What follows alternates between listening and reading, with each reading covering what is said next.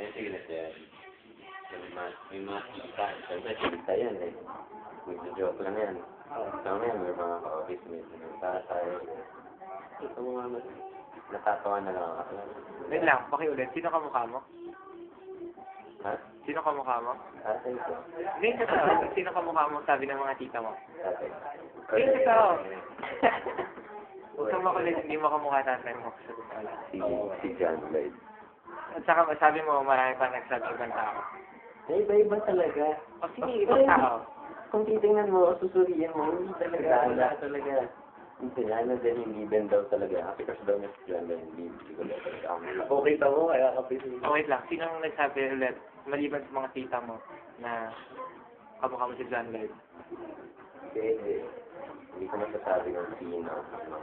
Basta meron. Madami.